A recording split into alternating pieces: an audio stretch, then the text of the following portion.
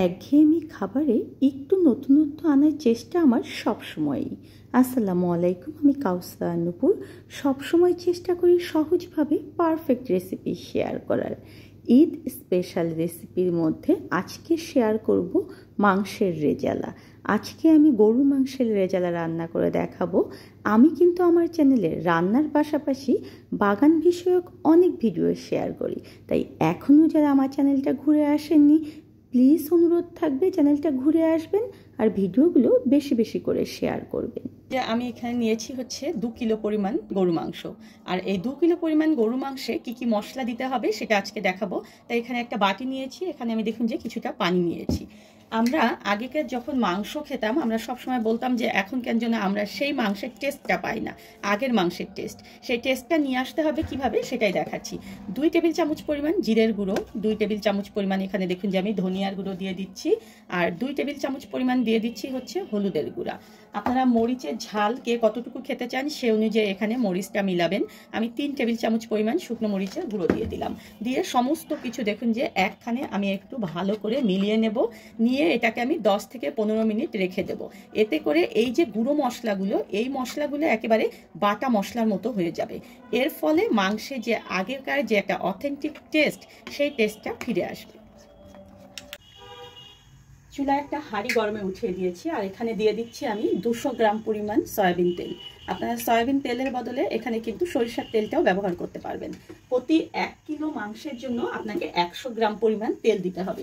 এটা হচ্ছে মেজারমেন্ট। আমি কিন্তু 1 কিলো পরিমাণ মাংস রান্না কিভাবে করতে হবে তার সঠিক মেজারমেন্টও আপনাদের সঙ্গে শেয়ার করেছিলাম। আমি ডেসক্রিপশন বক্সে সেটার লিঙ্কও আপনাদের জন্য দিয়ে দেবো। এখন এখানে আমি দিয়ে দিচ্ছি একটু মোটা করে কেটে নেওয়া 2 কাপ পরিমাণ পেঁয়াজ। পেঁয়াজটা কিন্তু মাংসের রেজালায় একটু বেশি পরিমাণে যাবে, তাই এখানে পেঁয়াজটা আমি যে পরিমাণে বললাম সেটাই দেবেন। আপনারা যদি এটা গ্রামের হিসাবে নেন তাহলে 200 গ্রাম পরিমাণ পেঁয়াজ এখানে দিয়ে দেবেন। আর এখানে আমি দিয়ে দিচ্ছি 2 টেবিল চামচ পরিমাণ লবণ। লবণ যখন পেঁয়াজে দেওয়া হয় তখন পেঁয়াজটা কিন্তু অনেক নরম হয়ে যায়, এই পেঁয়াজটা ভাজার সময় লবণ ব্যবহার করবেন। এখন এই পেঁয়াজটাকে আমরা হালকা ব্রাউন করে ভাজবো, খুব বেশি কিন্তু ভাজতে হবে না। পেঁয়াজটা যখন দেখবেন যে একটু নরম হয়ে এসেছে তখন এখানে আমি কয়েকটা দেখুন যে গোটা গরম মশলা দিয়ে দিচ্ছি। আমি দারচিনি দিয়ে দিচ্ছি 4-5 টুকরা, আমি 4টা বড় এলাচ দিচ্ছি, 4-5টা দেখুন যে তেজপাতা দিয়ে দিচ্ছি, আর 8-9টা আমি এখানে ব্যবহার করছি ছোট এলাচ। এখন এটাকে আবার একটু দেখুন যেভাবে নেড়ে নিচ্ছি, যাতে করে তেলের মধ্যে এই মশলাটা সুন্দর মতো একটা স্মেল ছড়ায়। গরম মশলা দিয়ে কিছুক্ষণ নেড়ে চেড়ে নেওয়ার পরে এখন এর মধ্যে আমরা ব্যবহার করব ভর্তি করে 2 টেবিল চামচ পরিমাণ দেখুন যে আমি এখানে রসুন বাটা দিয়ে দিলাম, আর আমি এখানে 3 টেবিল চামচ পরিমাণ আদা বাটা দিয়ে দেবো। মাংসের রেজালায় রসুনের চেয়ে আদা বাটার পরিমাণটা একটু বেশি দিতে হবে। আর এখানে আমি 1 টেবিল চামচ পরিমাণ দিয়ে দিলাম সরিষা বাটা। আমি এখানে হলুদ সরিষা বাটা ব্যবহার করেছি। আপনারা কেউ যদি কালো সরিষা বাটা ব্যবহার করেন তবে সেক্ষেত্রে অবশ্যই সরিষাটা যখন বাটবেন তখন একটু কাঁচামরিচ এবং লবণ মিলিয়ে দিয়ে বাটবেন, তাহলে দেখবেন যে সরিষার যেটা তেতো গন্ধ থাকে সেই গন্ধটা চলে যাবে।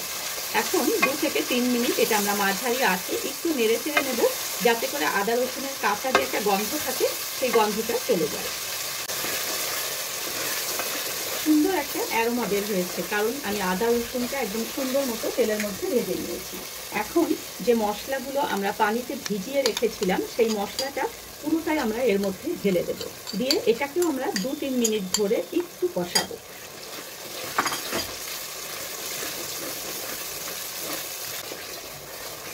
3 থেকে 4 মিনিট ধরে মাঝারি আঁচে মশলাটাকে কষিয়ে নিয়েছি। একেবারে মশলাটা সুন্দর মতো কষানো হয়ে গিয়েছে। এখন এর মধ্যে আমরা কেটে ধুয়ে রাখা মাংসগুলোকে দিয়ে দেবো। দিয়ে এই মাংসটাকে আমরা ভালো মতো নেড়ে চেড়ে মশলার সঙ্গে মিলিয়ে নিয়ে এটাকে ঢেকে আবার খুলে খুলে এরকম করে করে কষাবো হচ্ছে 10 থেকে 15 মিনিট। আর এই 10-15 মিনিটে দেখবেন যে মাংস থেকে অনেকটা পানি ছেড়ে দেবে।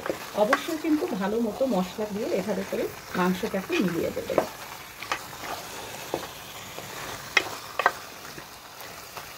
এখন এটাকে আমাদের ঢেকে দিতে হবে।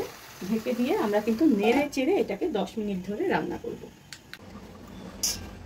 ফিরে এলাম 10 মিনিট পর, আর 10 মিনিট পরে দেখুন যে কত পানি বের হয়েছে। এই মাংসটা কিন্তু আমি এই 10 মিনিটের মধ্যে জোর আঁচে মাঝে মাঝেই নেড়ে চেড়ে দিয়েছিলাম।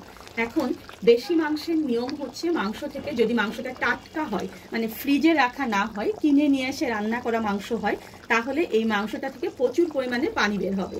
আর রেজালার নিয়ম হচ্ছে এই পানি দিয়ে কষিয়ে কষিয়ে অল্প আঁচে মাংসটা রান্না করতে হয়। আপনার মাংসটা যদি ফ্রিজে থাকে বেশি দিনের, তাহলে কিন্তু এই মাংস থেকে এত পানি বের হবে না, তখন আপনাকে এক্সট্রা পানি ব্যবহার করতে হবে। এখন চুলার জালটাকে মাঝারি লো করে দিতে হবে আমাদের, দিয়ে এই মাংসটাকে ঢেকে ঢেকে আমরা 30 মিনিট রান্না করব। তবে মাঝে মাঝেই কিন্তু আমরা ঢাকনা খুলে খুলে মাংসটাকে নেড়ে চেড়ে দেবো। 30 মিনিট পরে আমি ফিরে আসবো। ফিরে এলাম 30 মিনিট পর, আর 30 মিনিট পরে দেখুন যে আমার মাংস কিন্তু মোটামুটি প্রায় সিদ্ধ হয়ে এসেছে। এই সময়ে এখানে আমি দিয়ে দেবো হচ্ছে 2 টেবিল চামচ পরিমাণ বাদাম বাটা এবং 3 টেবিল চামচ পরিমাণ টক দই। আমি এখানে একখানে করে নিয়েছি, সেটাকে দিয়ে দিচ্ছি। দিয়ে ভালো মতো এটাকে নেড়ে চেড়ে দিয়ে আবার মাঝারি লো আঁচে এটাকে আমি আরও 15 থেকে 20 মিনিট ধরে কষাবো। এর মধ্যেই কিন্তু আমার মাংসটা সিদ্ধ হয়ে যাবে এবং আমার গ্রেভিটা একেবারে পারফেক্ট হয়ে যাবে। এখন বলি যে প্রথম অবস্থায় আমরা বাদাম বাটা কেন দিলাম না। তার কারণ হচ্ছে বাদাম বাটা যদি প্রথম অবস্থায় দেওয়া যায় তাহলে আমরা কষাতে পারবো না ভালো মতো, কারণ নিচে লেগে যাবে। তাই এরকম যখন দেখবেন যে প্রায় মাংসটা সিদ্ধ হয়ে এসেছে, তখনই আপনারা বাদাম বাটা দেবেন। দিয়ে এটাকে আবার একটু কষাতে হবে। রান্নাটা আমার কিন্তু একেবারে শেষ পর্যায়ে, দেখুন তেল উঠে এসেছে। এখন এই শেষ পর্যায়ে এসে আমি এখানে ব্যবহার করবো হচ্ছে গরম মশলার গুঁড়ো। আমার চ্যানেলে দেখবেন যে গরম মশলার গুঁড়ো পারফেক্টভাবে কীভাবে তৈরি করতে হবে তার ভিডিও আমি শেয়ার করেছি। সেখান থেকে আমি দেখুন যে 1 টেবিল চামচের মতো দিয়ে দিলাম গরম মশলার গুঁড়ো। এটা একদম নামানোর আগ মুহূর্তে দেবেন, তাহলে দেখবেন যে একেবারে সুন্দর একটা অ্যারোমা বের হবে।